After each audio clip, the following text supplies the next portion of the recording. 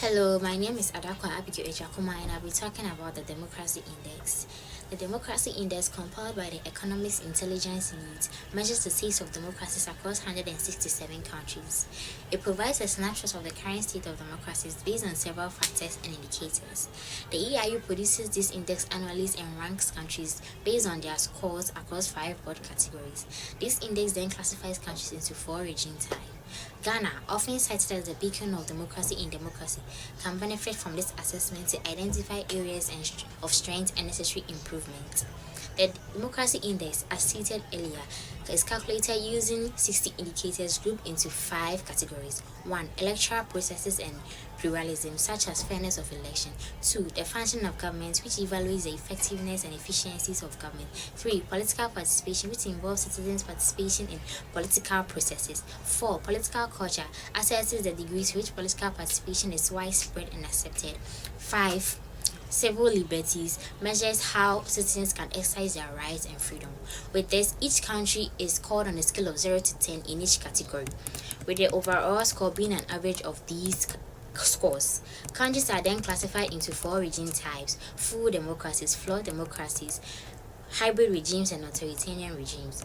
As of 2021, the global democracy index for countries with full democracies ranges from 8 to 10, which includes Canada, Australia, and many more. Flawed democracies are countries which ranges between 6 to 7.99, and they include Ghana, South Africa, and many other. Hybrid regimes are countries with scores between 4 to 5.9, which includes countries like Egypt, Nigeria, and Kenya, and authoritarian regime with scores below 4 with countries like North Korea. As of the current updates, Ghana is categorized as a flawed democracy because the scores range between 6 to 7.9, which is it among countries that have significant democratic institutions.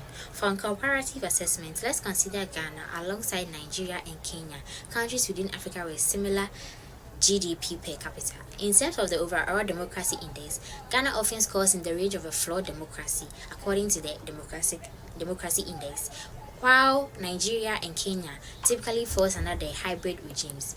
Using the 5 broad categories, when it comes to electoral processes and pluralism, Ghana gets a higher score due to regular free elections. Kenya and Nigeria, on the other hand, gets a lower score due to issues like electoral violence and fraud.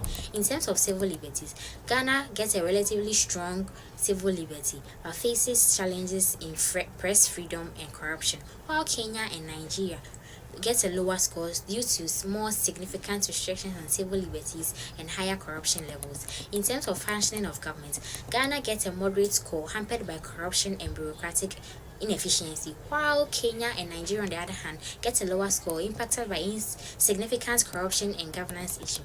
Let's use this case study as an example.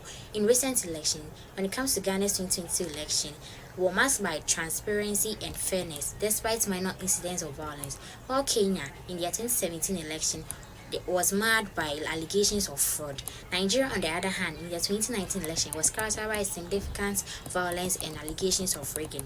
In summary, Ghana's democratic performance is positively influenced by political stability, a robust rule of law, and active civil society engagement, while Nigeria and Kenya face more significant challenges in this area.